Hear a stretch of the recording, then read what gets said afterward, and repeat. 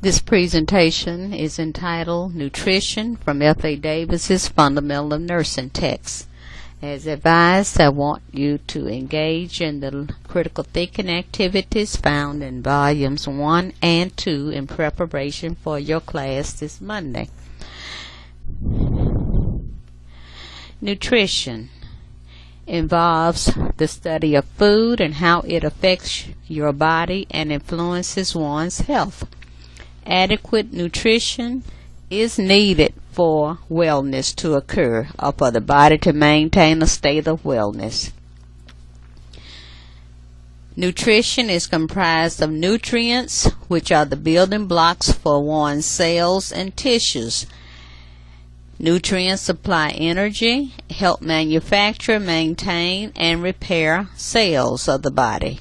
Nutrients are found in food sources, and they are changed and used within the body through metabolism. The types of energy nutritions are, number 1, carbohydrates, which are the primary energy source for the body, and sugars are a high carbohydrate content for energy. The next energy nutrient is proteins. Protein food sources are involved in tissue building, nitrogen balance maintenance, and they are amino acids.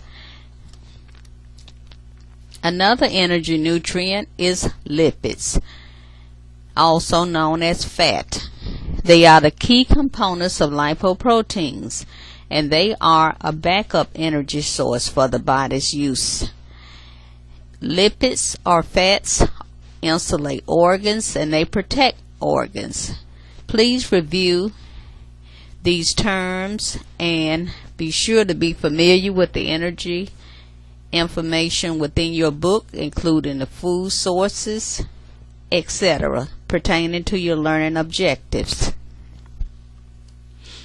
Other nutrients consist of micronutrients, which are needed in small amounts to help the body maintain a source of wellness. They regulate body functions and are comprised of vitamins and minerals.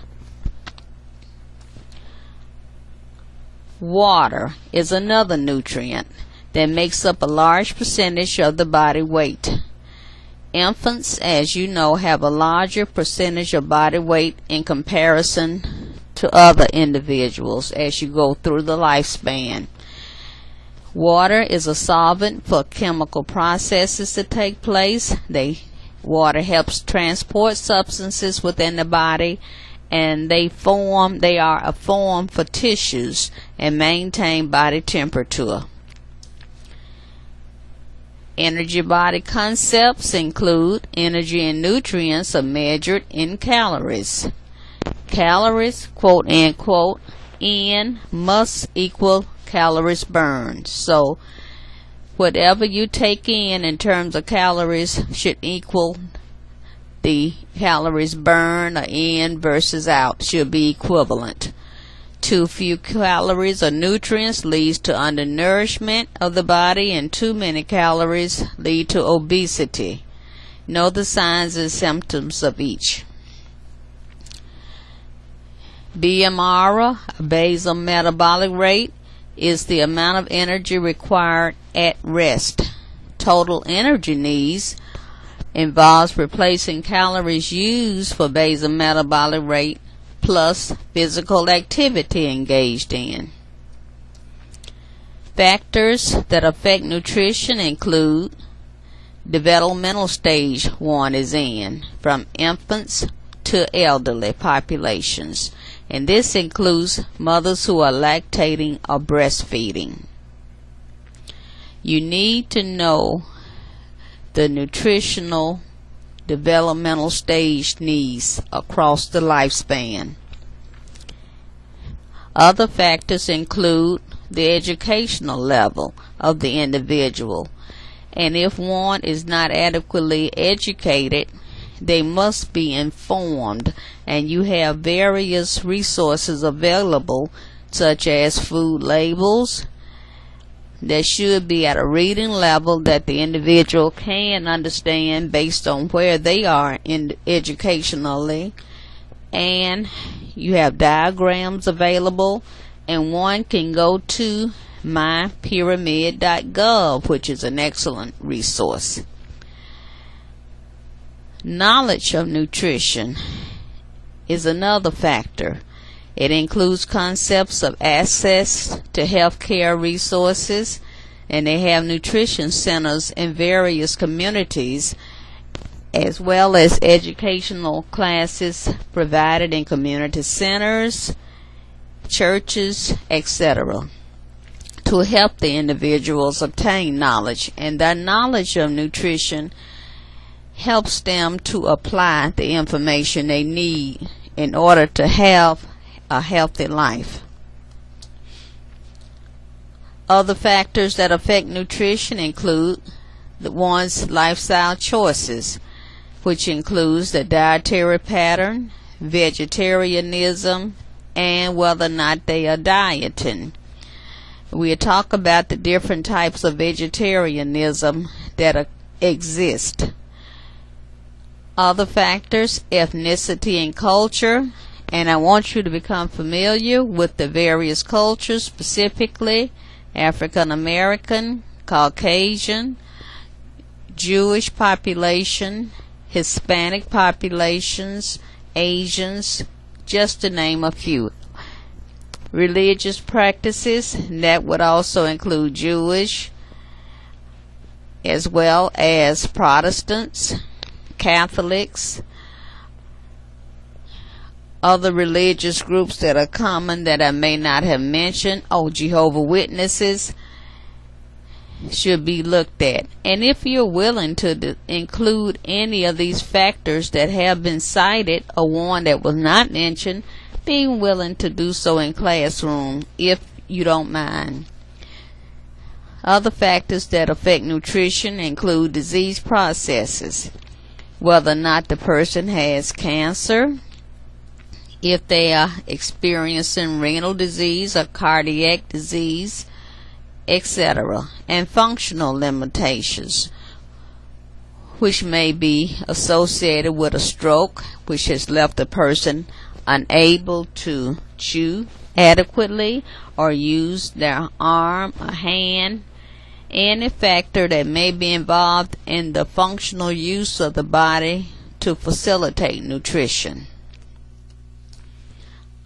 Of alterations in nutrition concepts.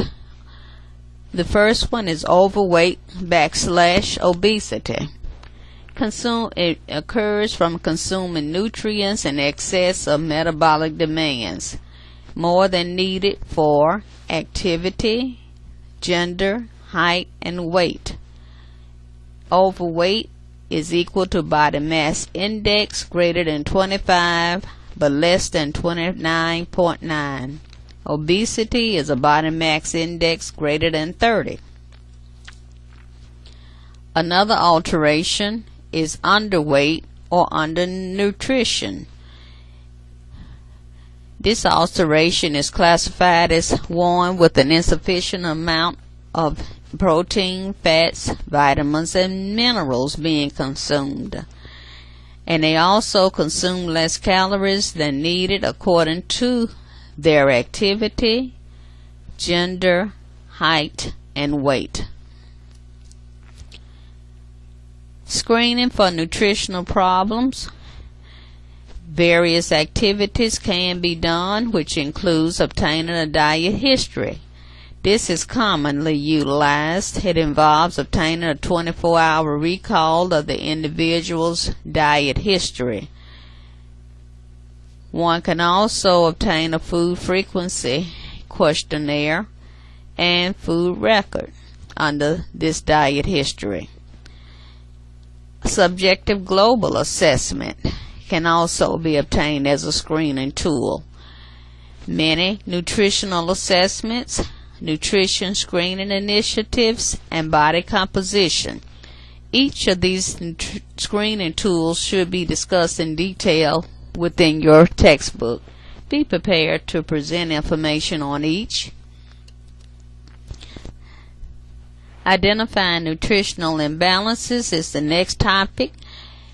You can engage in a complete physical examination by performing a general survey, looking for alterations in vital signs, poor skin turgor, looking at the wound healing process and determining if it's poor, if there is a concave abdomen / ascites, change in muscle mass, laboratory results, changes in blood glucose, serum albumin levels, creatinine, and hemoglobin should be assessed. Managing nutritional imbalances. Planning phase. Key concept: must identify the etiology or cause of the imbalance. Examples of etiologies for undernutrition are difficulty chewing or swallowing, alcoholism, metabolic disorders such as diabetes in some individuals, especially with type 1 diabetes. Examples or etiologies for overnutrition include overeating, lack of exercise, endocrine problems. Managing nutritional plan imbalancing, continuing with the planning phase. You need to look at outcomes based on Healthy People 2010 standards. That outcome is to promote health and reduction of chronic disease associated with diet and weight. Think of some strategies that one can utilize to help facilitate this outcome. Interventions that can be incorporated in managing nutritional imbalances include teaching the client / family information related to vitamin and mineral supplements and obtaining nutritious foods on a limited budget. Other interventions supporting special clients' nutritional needs, such as for those individuals who are NPO or who can have nothing by mouth, older adults who may have problems with chewing, swallowing, or being able to afford food.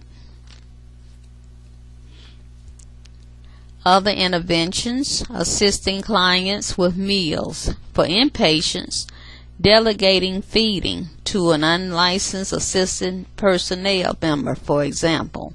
For those with home care, referring to agencies for help obtaining food, such as Meals on Wheels programs.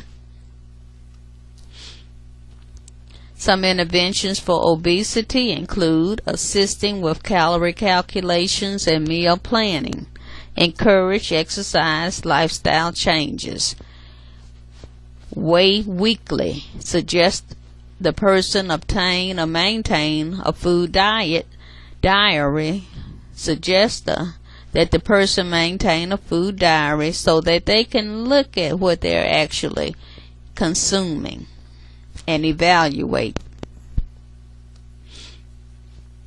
Interventions for undernutrition include encouraging client to seek counseling for eating disorders and management, devise strategies to improve clients' appetite, providing enteral nutrition and parenteral nutrition. Enteral nutrition may be by means of a PEG tube, and parenteral nutrition, they may have TPN, a total parenteral nutrition, by means of an IV placed into a specified area, such as a central line.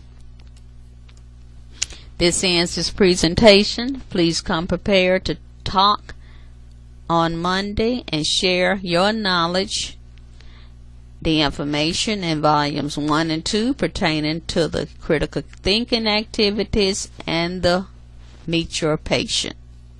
Thank you.